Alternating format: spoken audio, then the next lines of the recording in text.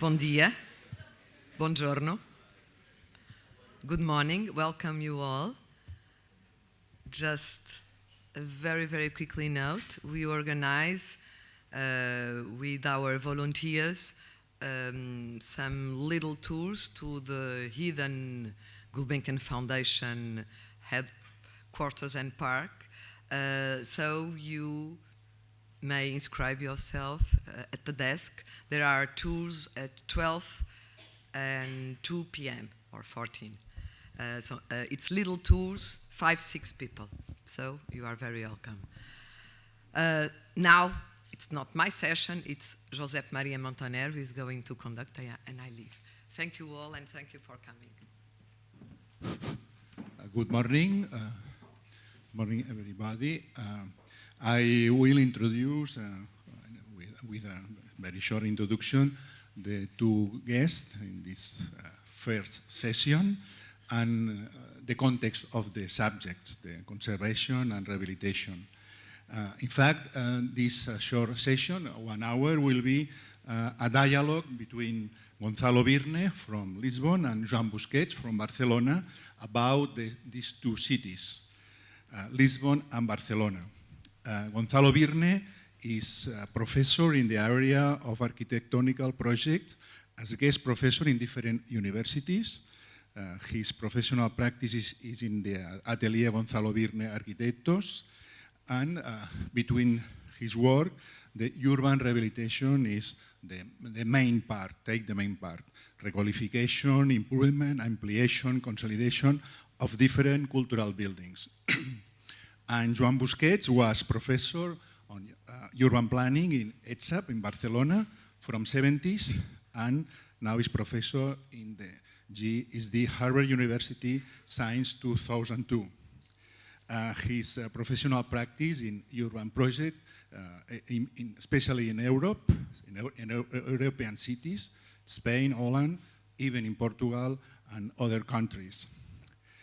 He was the head of urban planning in Barcelona City Council in the 80s, in the more strong and powerful period in the Barcelona urbanism before the Olympic Games.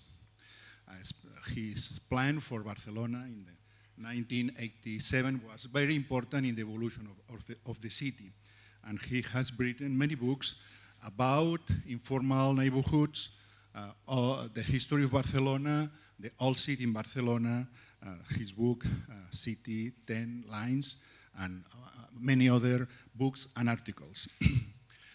This session will be about some important trends in the evolution of Lisbon and Barcelona, talking about different periods, the most important periods, with different reference, with different models of the city during the last decades. So one of the subjects will be the old city, the heritage, the rehabilitation. Another question that is similar between Barcelona and Lisbon is the quality and the work in the public space. Another problem, a very recent problem, and as a new problem for his emergency, is the social housing, the problem of housing that have his peculiar trends in Lisbon and in Barcelona. One of the reasons is the massive tourism, and one of the challenges is the fight against the gentrification.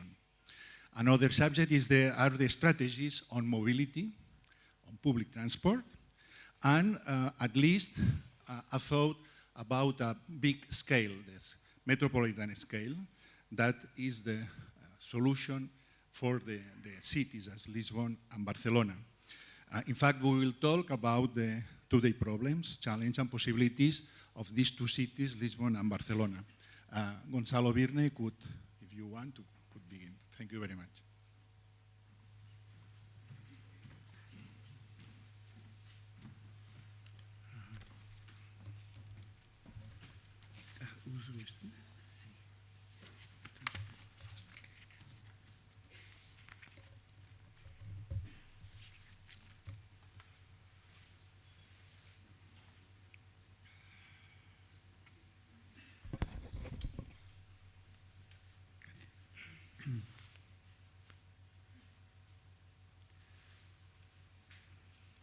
think we may start. Good morning, everybody. I want to thank the invitation from Anna to Stoyens and Docomomo to be present. And I'll make a short introduction to because we don't have plenty of time, to the city of Lisbon, starting to make a very brief confrontation between heritage and keeping the city alive. You can pausar o... Yeah, okay. So, Lisbon today is a metropolitan metropolitan city with almost coming closer to 3 million inhabitants in an area that goes from Setúbal to Sintra. It's almost 50 kilometers per 20 kilometers. And its history could be told along the river edge. The history could be concentrated, in fact, mainly on the edge of the river. It's a city that today has a 14 kilometers waterfront within the city council area, and it's undergoing very important transformations.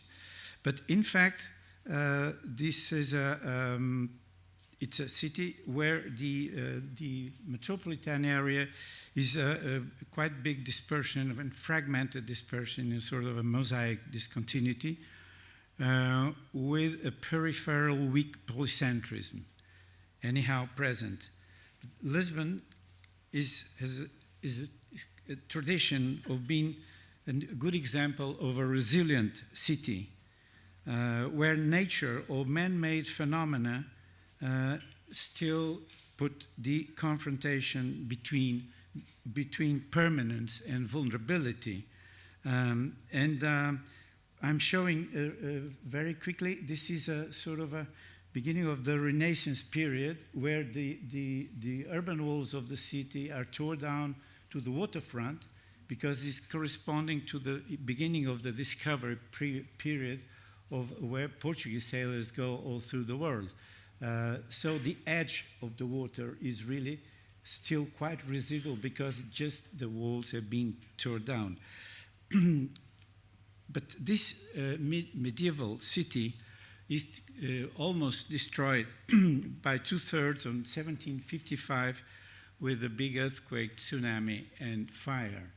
And what you have here is a sketch of the two layers of the Pombal's architects that are designing the new modern city with its urban grid perpendicular to the waterfront between a main square and the market square inside. But it's, you can see the previous layer before, which is really sort of an organic, sort of an Arab-born foundation that really gradually came on the middle, continued on the Middle Age, expanding from Alfama, from the Arab quarters. Earthquake. In fact, the new city is refounded among the old remaining city, which we can see here in pink, and the yellow, the new city. A new layer city takes place in almost 3 meters above the original layer of the Middle Age, because the first decision of Pombal is to tear down and flatten down all the material from the ruins of the earthquake, so it permitted to grow up, and then it comes the new infrastructural city, which is mainly a public space designed city from, as I said, from a royal square typical of the Enlightenment period of the city to the market square is a sort of a filter city from interland to the waterfront.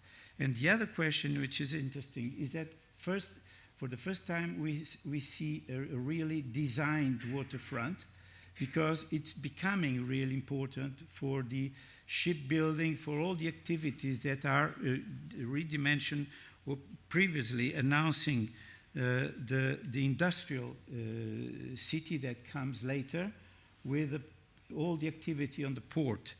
But the permanence of the city fabric hides already, in this is a more recent photo, the decline of the historical centrality of the post-industrial city of Lisbon. Abandon is the man-made reason, which starts early in the 60s to the 80s with the monofunctionalization of the downtown, which starts to lose housing and becoming only office areas. And lately, from the 80s to the 20th century, it's really emptying. There is a decline of 200,000 inhabitants from 1980 to 2000, which means 10,000 per year abandoning this city. So this desertification, which is already present in this city, it's then a second other big sort of catastrophe or disaster of a big fire in 1988 destroys almost almost 3 blocks that we can see here, in the central area, almost this area of the Chiado Quarter. But in fact, the city, as I told you before, was already exposing the fragility of an emptying center where housing was disappearing and the misuse of Pombal fabric is increasing its vulnerability. Then we have the Álvaro Sizi strategy for the burnt area, which in fact it's a very important strategy because it's really twisting the decline and starts a sort of refoundation of the historical centrality. First of all, it's a strategy that interferes with new communication infrastructure like the new metro and the vertical through escalators from downtown to the upper Chiado Quarter. But it's also a programming programming new strategy that is putting in the mixed use of housing, commerce, and office areas together in the new design of the burnt blocks, which are also making the sort of restoration to the main facades of the building, but the redimension and reopening public areas in the middle of the blocks. So it's what you see here is the rebuilt Pombal facades by Álvaro Sizi in the main center. In fact, but also it comes together with the reopening of the public areas of the interstitial, creating new interstitial public areas, courtyards, new circulations that will make this part of the city more porous, more occupied, more used by the population. Or this strategy is also extended into neighbor blocks, like for instance, this is a project of mine of the 90s already, from a whole entire block where there was previous hospital area that is reused for also a mixed program of housing, office and shopping area, which is the Império block in Chiado.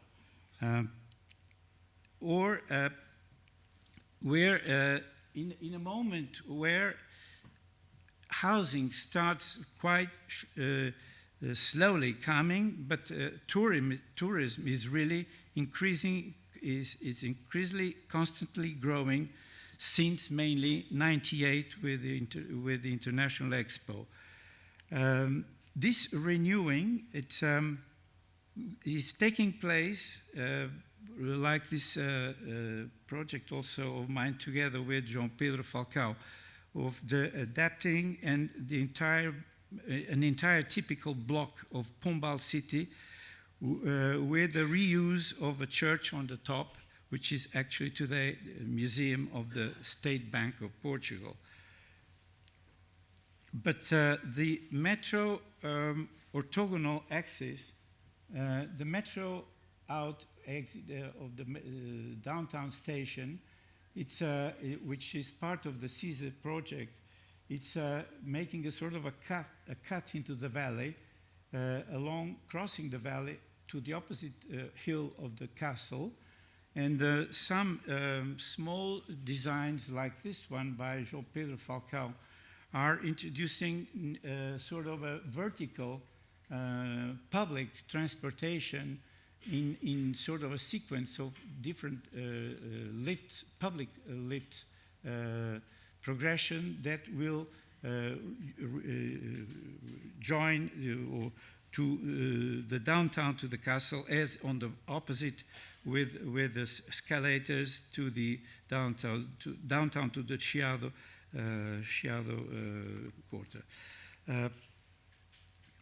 But this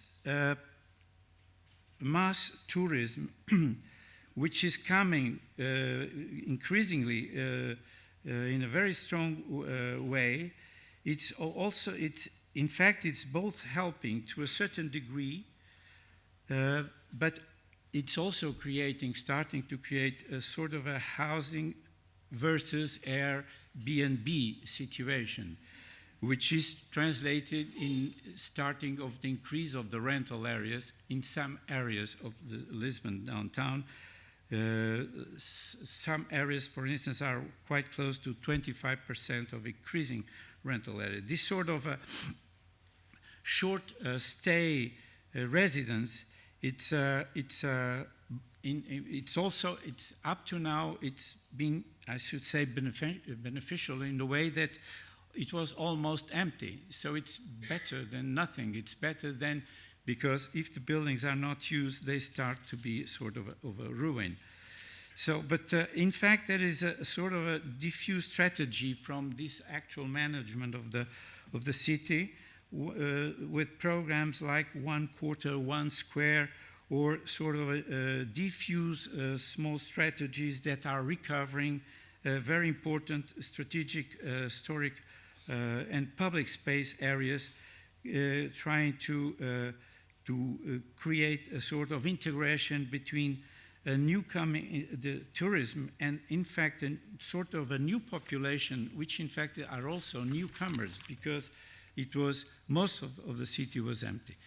But also the upper area of this, the layers of archaeology in this project of Carrilho de Graça, the new urban equipment, the area of the cruise terminal, and coming back to the waterfront, to the main square, and finally to what was really going on, which is the new waterfront culture, which started already some 20 or 30 years ago, but it's now been increased mainly on the central area of the Ribeira das Naus.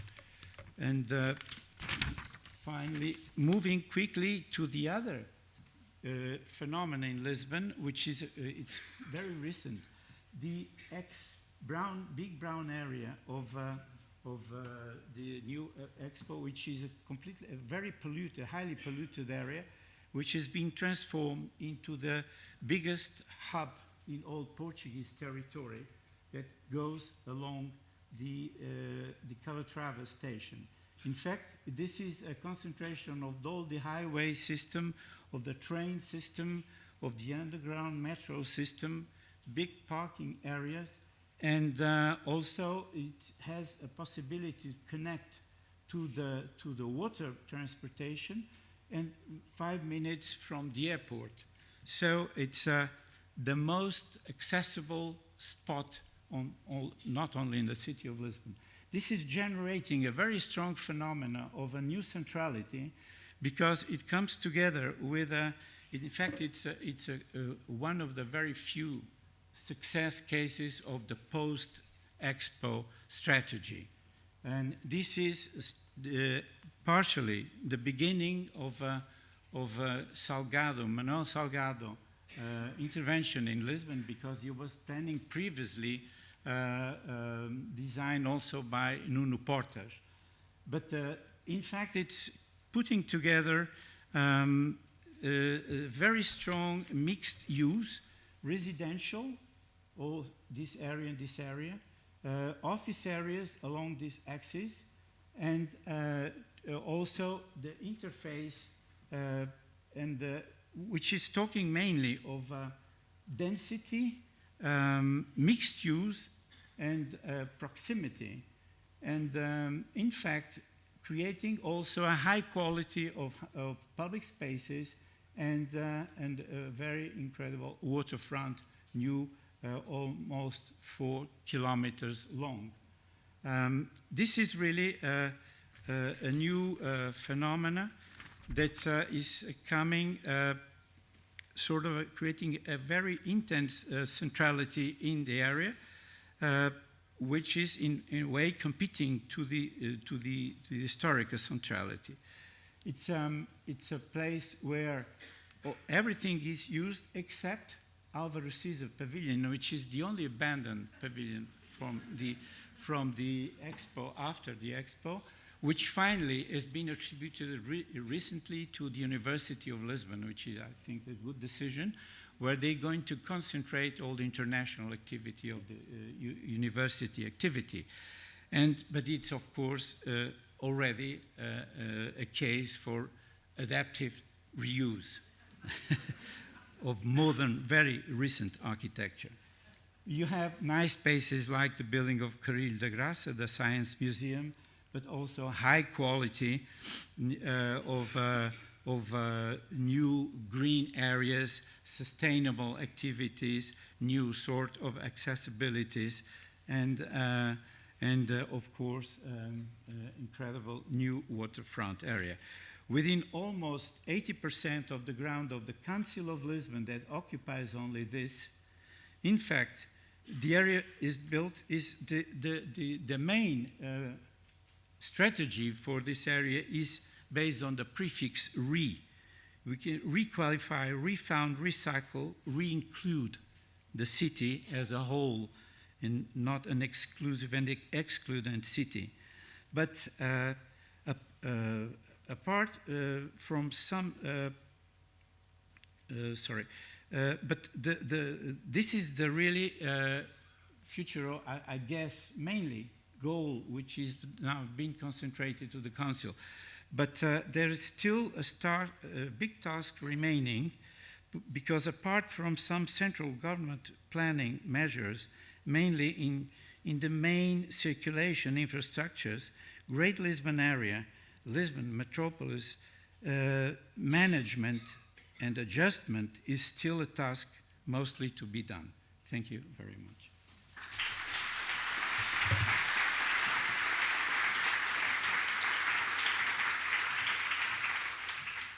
Thank you, Gonçalo Byrne.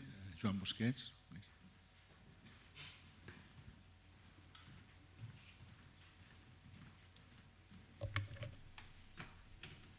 Good. Thank you.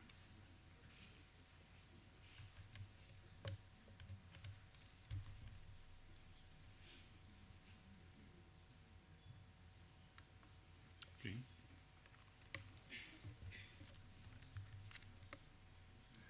Okay. Very good morning. Thank you for the invitations to the organizers, and also to have this conference in so beautiful place. I think the Gulbenkian is always something extraordinary at a European level, and to have a foundation like that and a building of this great impact into the city. Well, I'm just taking Gonçalo's point of view and also using this image, and now try to make the relationship between this process that he was describing in Lisbon and the one when we have a look into Barcelona. I like to take the point that I think both cities, that they are, Barcelona is a little bit bigger, but it's not so different, but there are a very important difference, is the way that they are related to the water. In fact, you can see that in this metropolitan system, everything is moving around the water. And in this case, like in many other cities, Barcelona is an edge city. It's an edge water, and the water is just the limit of everything that happens, and that makes a big difference, of course. There are many others, but I'd like also to stress the point that Gonçalo made about that the most interesting spot in Lisbon is the one that's been realized by the transformation of another waterfront. If they did that at the center, when it was the reconstruction of the city, now with the Expo 98, they make another paradigm. And the same happened in Barcelona. We are going to say the most interesting spot is in the waterfront. I want just to add to the Gonçalo presentation something about Lisbon, a work that we did with the students. It was more trying to understand the city and how is the modern city in Lisbon. I always have the feeling when we're talking about the Momo, that probably modern architecture in Lisbon is far much better than probably in Barcelona. That is my principle, even that we have some exceptions. But in general, you can see that when we make this type of a scanning of the city, and then we discover that is slightly different. But the point that we tried to develop in this particular research with the students, it was more about what happened with this access. He was talking about the success of this area. But what is very important is that this is a highway next to the airport. I'm sure that you know that very well, the Segunda Circular, which is a very important place in terms of the private mobility into the city. But what happened is that already is attracting today a lot of new centers.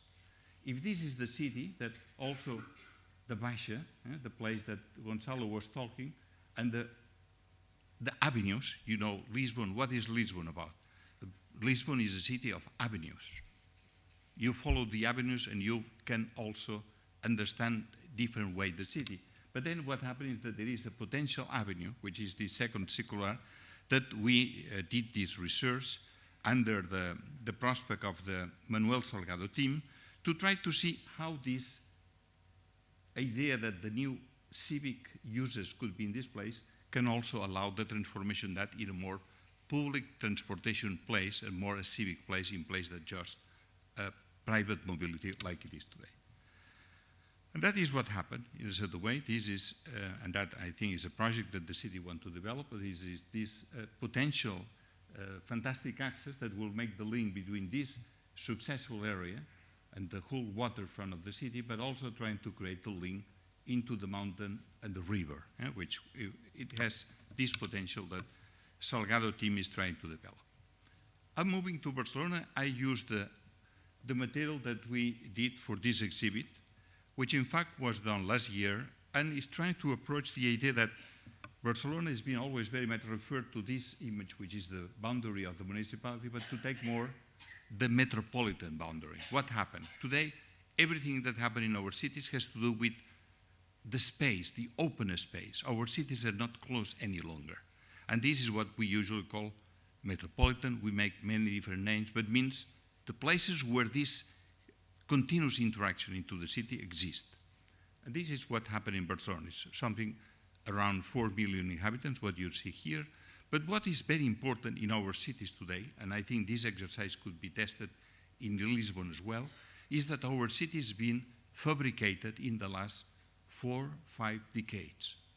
In this research, we discovered that Barcelona been double in terms of surface, in terms of activity, but not in terms of population in the last 40 years. Meaning that then there is a gigantic expansion of our urban phenomena. That is an image of the exhibit.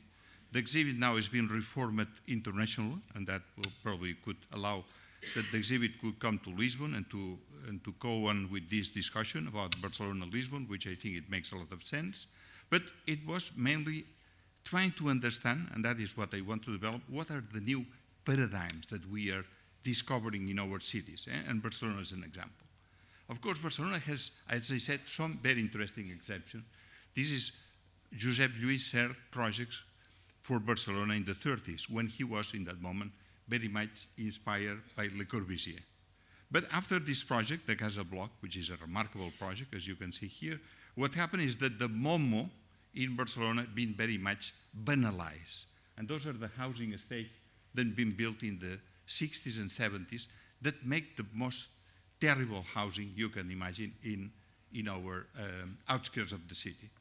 But the idea was here. This is the key point of this MoMo in Barcelona. It's the Plan Macià that was drawn by Le Corbusier and Sert. Le Corbusier was really a master in that moment, and Sert was just a graduated student. The political situation very dynamic, and Sert called the master, say, "Master, come to Barcelona, that we have the opportunity to do something important." And Le Corbusier make that, which I think is very interesting. We see the city, the old city, that's the Ensanche, the famous project for the city, but they were proposing a different way, and I think I draw your attention about the way that they were thinking that the expansion of the city should be done with really good modern architecture, but also the way that the industrial expansion should be and where it should be located. I think this is a very interesting intuition that those guys has for Barcelona.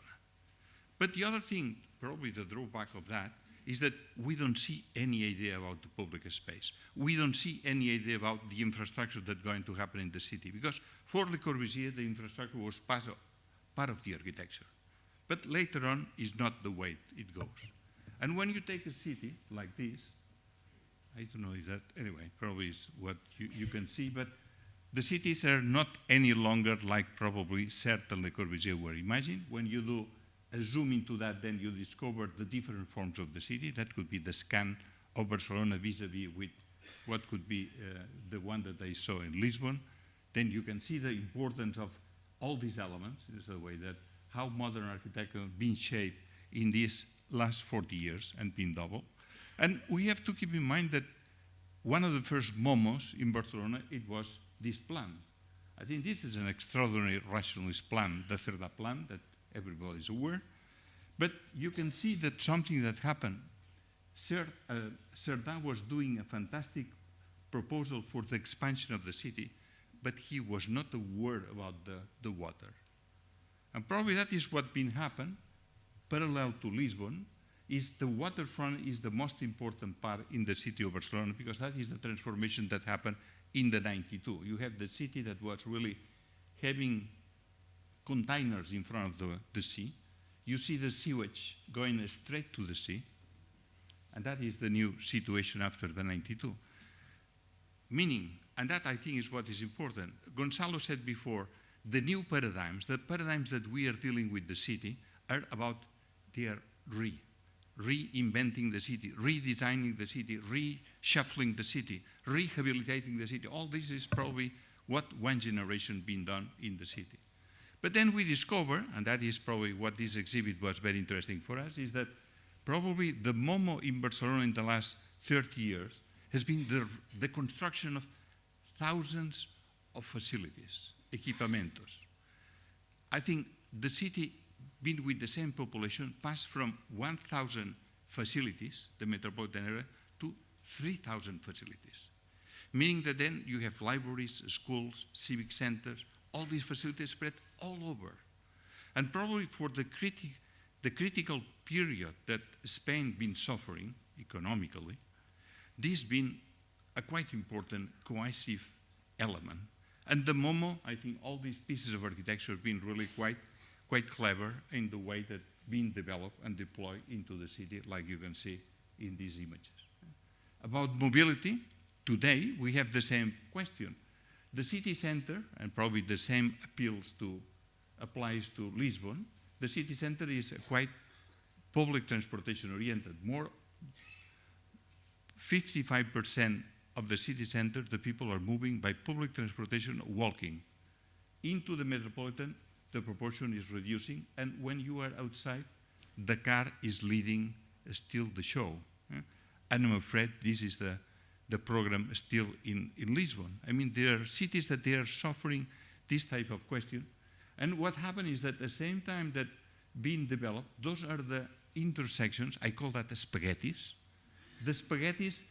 that Barcelona built in the last 30 years.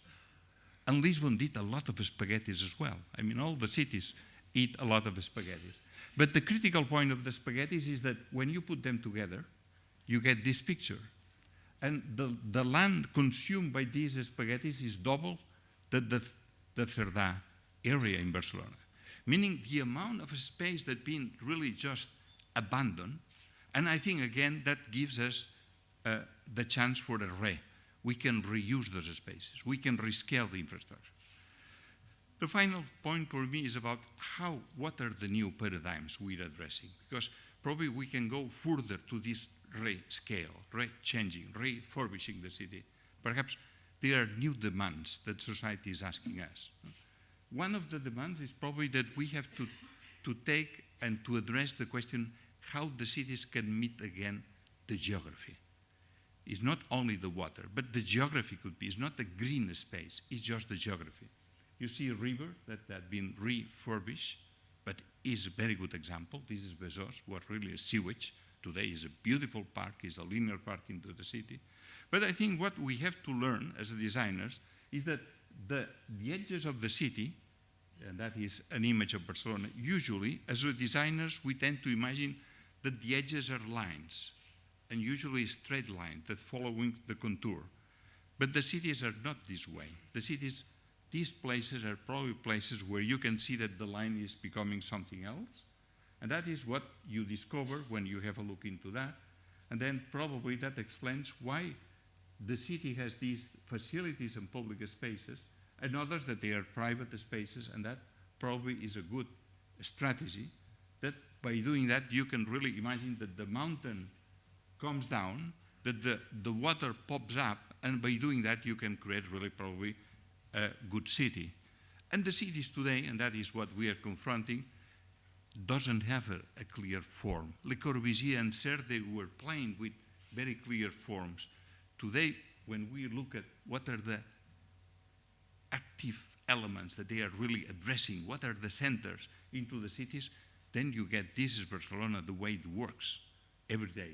You have the airport, you have the harbor, you have the university. Those are the attractor poles into the city. And we do the same exercise in Lisbon, and this changes in 5 years. And that, I think, is what we have to address. Probably that's the reason that in this exhibit we come up with the idea that the city today cannot be drawn in one layer. We need multiple layers. You have here 8, but probably you need more than that. And it's our choice to make the selection, and with the tools we have today, these elements are possible.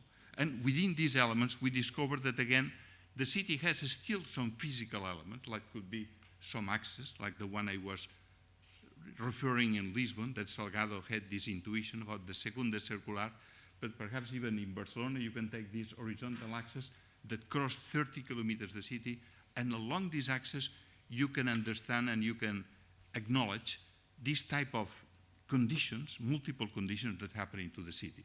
Probably those are the tracks that they are going to be for us, the new paradigms, the ones that goes beyond this idea of the rescaling, that still we have a lot of work to do on doing that. Because all this infrastructure needs to be reinterpreted into the city, make it urban. But at the same time, we have to aim a little bit further if we want to give a solution to the questions that society is asking to us. Thank you very much.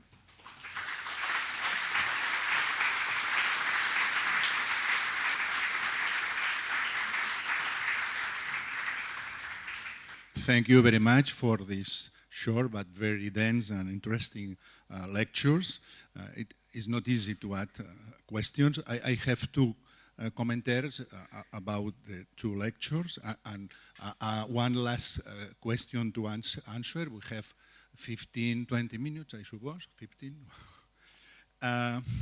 About the, in fact, I think it's very interesting, this comparison, and there are a lot of similarities and differences. It is a deep and very complex question, this fact that Gonçalo Byrne explained about desertification, empty buildings, commercial locals, housings. I think this process is different could be different in Lisbon than in Barcelona, but it's very difficult to study with a deep analysis this question. In our case, in Barcelona, there are empty buildings, but in general, empty houses are occupied in this case by people that have no money to pay the rent. I think this is one question, but it's difficult to discuss that now. Another thing very important that appears in both lectures is the waterfront, the different relation with waterfront. But in fact, the key for me, I think, is the democratic and public use of the waterfront. This is one of the challenges for both cities, that waterfront is the most important area of the city, is the best of the city, the beach, etc. No? I think this is the second commentary.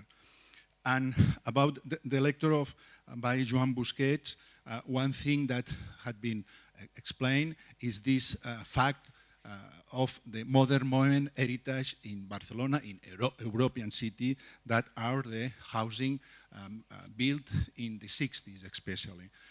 In that moment, for sure that is the same in Lisbon, in Barcelona, is one of the big problems to solve the heritage of this architecture without lift, with pathological problems in structures, with an open space, without quality, and other problems. But I think this modern architecture, modern housing from 60s, have a lot of qualities, and we must also redesign, reproject these areas. This is one of the most important questions in our cities, in European cities, this Momo heritage in polígonos, grands ensembles, and so on. And other thing that is very important that Joan Busquets had explained in the metropolitan area in Barcelona is this fact that there are a lot of hundred facilities, public spaces, libraries, civic centers, and so on. This is very important. This is one of the reasons that in Spain, in Catalonia, in Barcelona, there are not so big social problems because these are very strong elements, urban elements for social cohesion. But one question could be, to add in your lectures, and to finish, but there are a lot of questions in both lectures. But one question that I learned in the last year, working as a politician in the new city council in Barcelona with Ada Colau, as a vereador in Habitação, is that forms and spaces in the city couldn't exist without people, real people.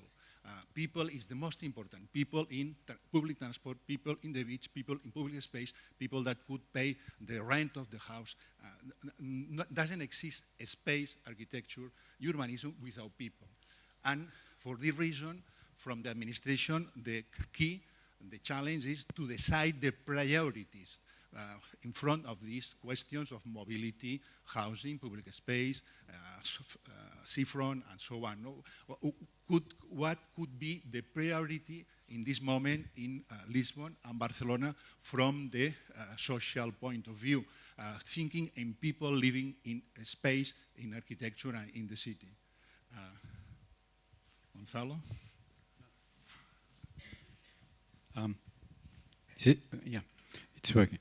Absolutely. I think it's mainly when architects are discussing in a wide open disciplinary, architects are talking mainly of urban forms, spaces, infrastructures, and so on. But if there is a sociologist, you always say, okay, architect, but city are people.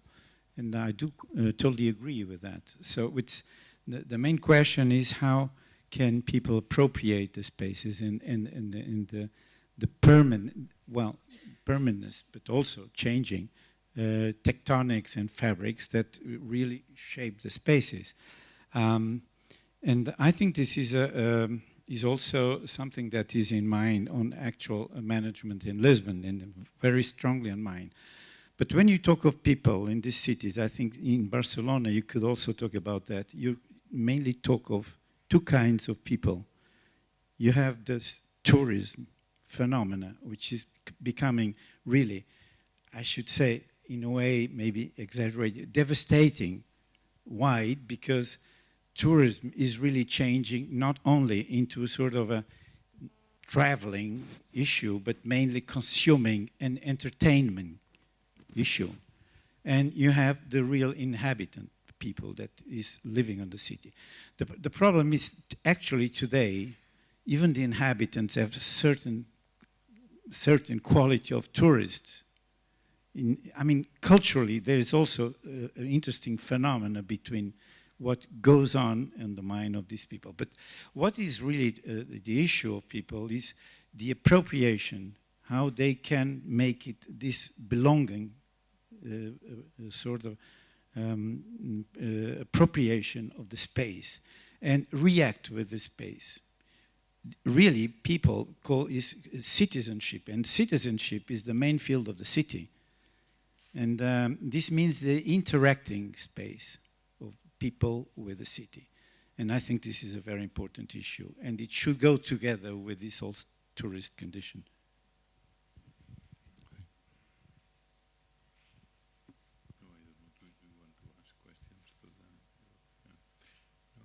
No, I think this probably is a question of the tourism in itself. That will be another seminar, because that's the way I think it's.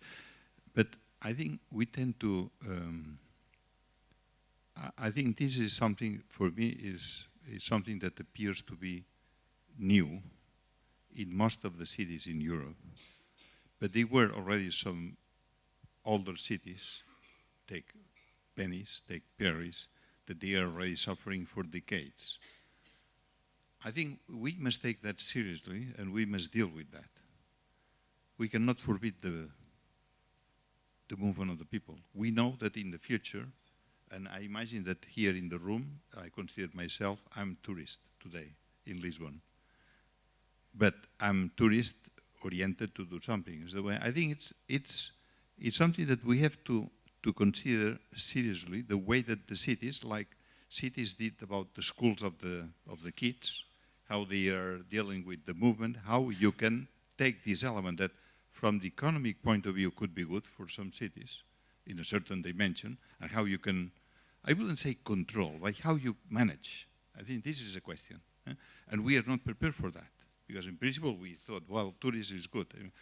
I remember when I was working for the city of Barcelona, before Josep Maria was in place, the old town of the city was empty, like you were describing, terribly empty. I remember some visitors, they were coming to my office and said, okay, I'm talking about late 80s, and they said, what about gentrification? My answer was, I would love to have gentrification. Because nobody was interested in the city center of Barcelona. You cannot imagine, but that is true. I bought for the city of Barcelona 2 houses for 5 centimes of euro. This is true. It was not any value. What do you do with that if you have the chance? When you ask and you buy that, meaning that then you are taking 10 families or 12 families into the backpack of the city. Anyway, I know that, of course, but if not, why is the reason of the town council, if not for that? Anyway. But imagine now what happened in Barcelona, and that's the problem for Josep Maria today, is that gentrification is like that. But anyway, then but I always feel, I know that it's not so easy, but I prefer to deal with people that they want that, the people that nobody wants.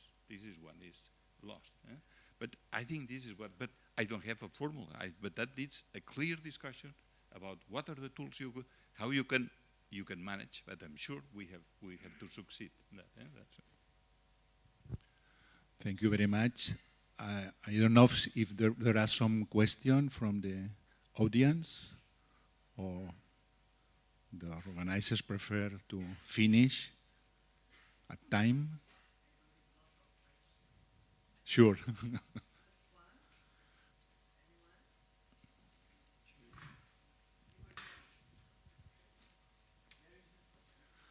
We have time for two, 3, or 2.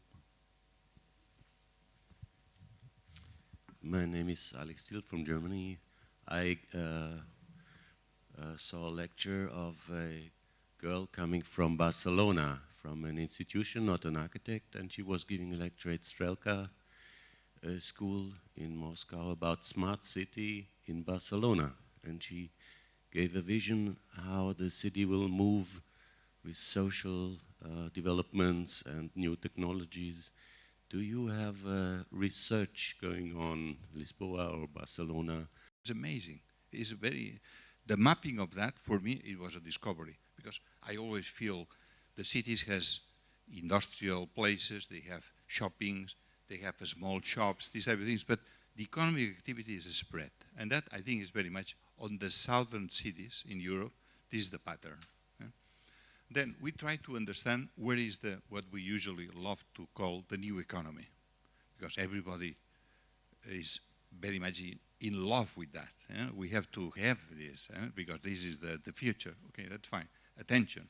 In the places that they are getting that, because what is the key of that? They said, if I have one place with this type of very dynamic new economy, I have 15 places supporting that, and that creates a lot of service, and that is what the theory, Singapore and those places that they are looking into this philosophy.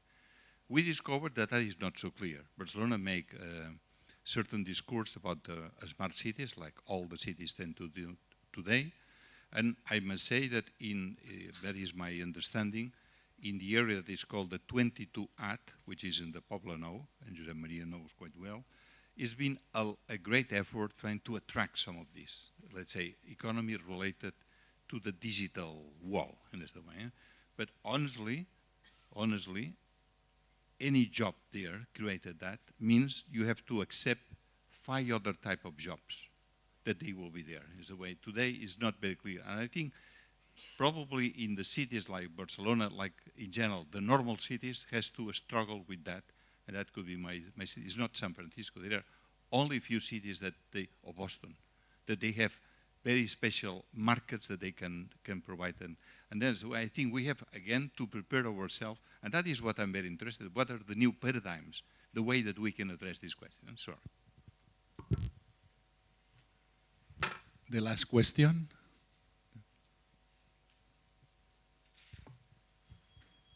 Good morning, my name is Leonel Sandoval from Chile, and it's amazing this conference to hear both sides of the very similar realities with the modern architecture, modern movement.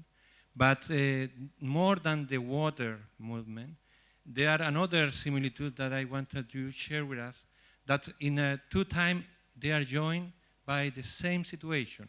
In the 40s, 30s, Spain or Portugal was under dictatorships, yeah, to develop this modern, strong till now architecture by the Le Corbusier influence or other. But the democracy time in the 90s joined again with Barcelona 92 or Lisbon through the 90s. Then I like that you, both architects, you have, I don't want to speak about age, but because with all my admiration, but you know what happened in the history because you live it all the time. When you study, you are one moment of changing, and when you are as a professional doing some changing, very important in your countries. Then, and even in Portugal and in Spain. Then I'd like to know, it's like the last question about the future, but not only the future with the place to continue grow up the city. It's about the economy. What do you think about the economy and the politics we will change without the architecture? Because dictatorship time, democracy time in the 90s, but now what is coming? What paradigm is coming? That is my question.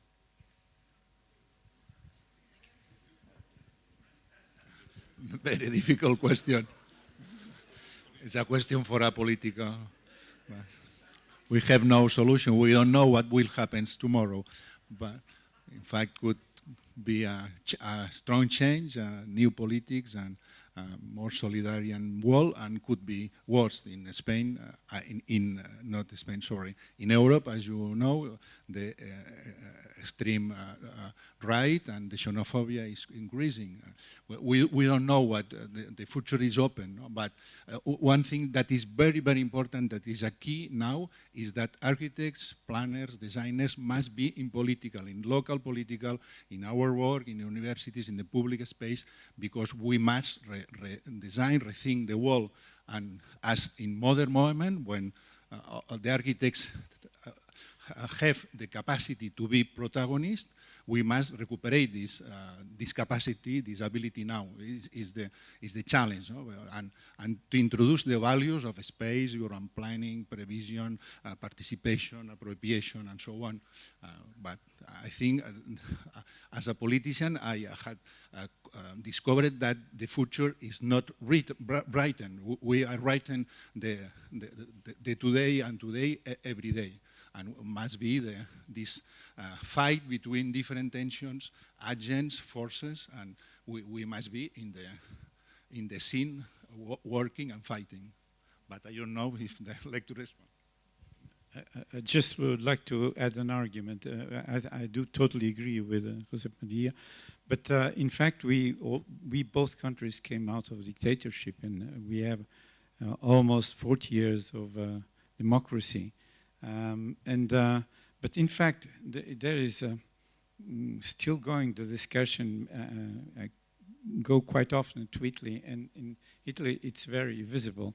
When you start talking about the city, immediately appears as a disciplinary approach, what I used to call a sort of the owners of the city in different disciplines. Historians are the guardians of the history, of the heritage, no? And they say you can not do nothing.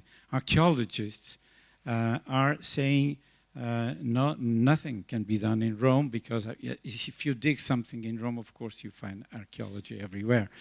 But then you have also lots of architects who say no, but the city is from the architect point of view, because it's mainly a theoretical development issue about the city, a discourse. And of course, then you start, and of course, then is the politician, which, for instance, in Italy, it doesn't have a very, very nice historical profile, but with lots of terrible examples. But not only in Italy. I should not do that.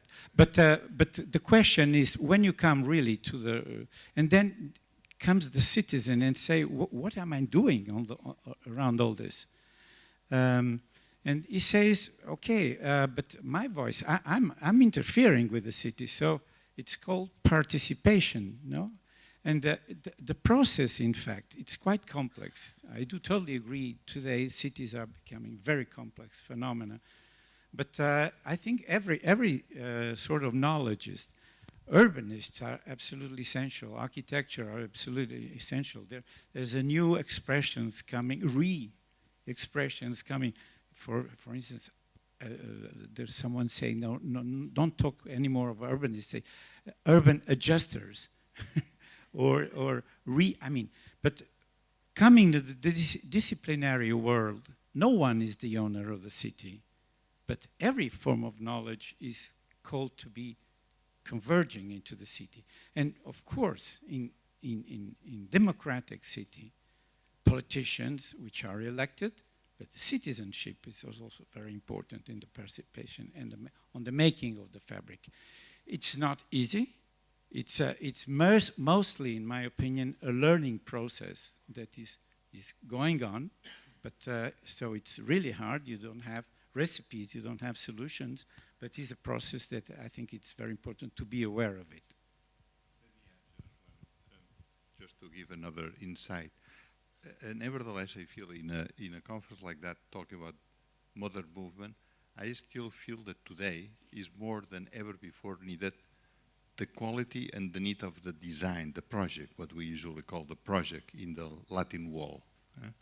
Because I think this is what we learn from the guys like Le Corbusier and Sert and so many others. Of course, the way we produce the project today is different. And the elements we have to take into consideration, perhaps they are more able to integrate more and more things, but we have tools that they are more powerful than the tools of certainly Corbusier that they were drawing by hand. And that, I think, it makes us very, very powerful. And I don't feel that the complexity of these guys in the 30s, the cities were easier. No, they were already very complex. But they were unable to understand complexity. And I think that is what makes a big difference today. We are able to understand perhaps only 50% of the complexity. But it's a lot, because they were working with 10% of the complexity. That means that if we take more into account what we can design, how we can manage, and how we can change the process by the effect of the design, I think we are offering to the society much better than probably the early momos. And that will be my optimist view. Sorry.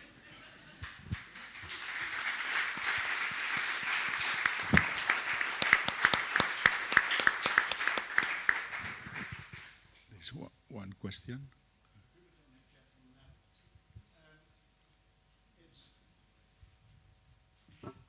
It's a very rare occasion that a politician, two urban adjusters, and Docomomo are together. Now, looking at this task we all have to regenerate cities, what would be, and for Docomomo to join the discourse, what would be your key advice to Docomomo to participate? Both from the adjusters and from the politician.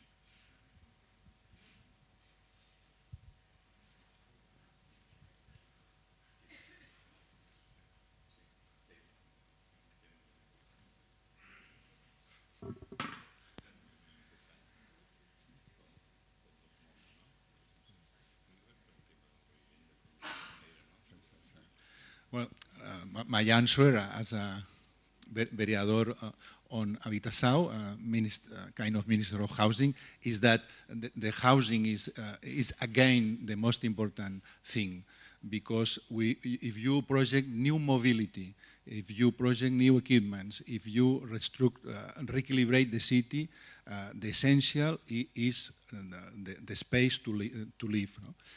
I think we must recuperate, in fact, this importance of housing in modern movement, but we must learn that in this evolution from 20s, from avant-garde projects to now, there had been a lot of success, a lot of good projects, but at the same time there had been a lot of failures.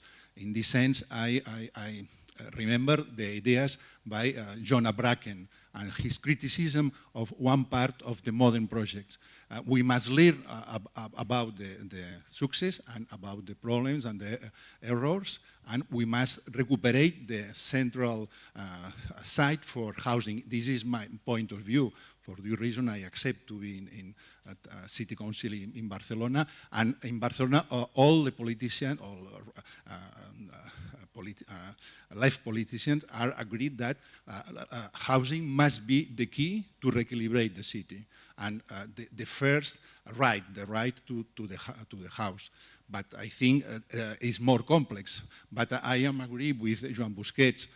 Now we have more information that masters of modern movement, more tools.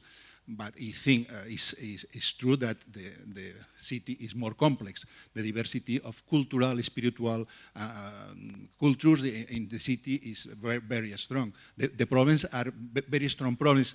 This role of tourism, inversors, economy is more strong in the city. It's true that say, Joan Busquets, in a period that Oriol Bohigas and Joan Busquets and others were in Barcelona, there weren't inversors in Barcelona, were Spanish inversors. Now the inversors in Barcelona, and the agents came from around the world, and they change the cities very, very often. The conditions are changed and more complex, but we have at the same time new tools. But it's true, the challenge, I agree with Anna Tostois, talk about this very often. Docomomo, architects, School of Architecture must take this social role and recuperate this protagonism of architects, learning from masters of modern movement. Architecture was important in 20th century because architects, men and women, take housing as a most important thing in the city. We must recuperate this spirit in the 21st century. We finish. Thank you very much. And we wish that this dialogue between cities in general and between Lisbon and Barcelona follows.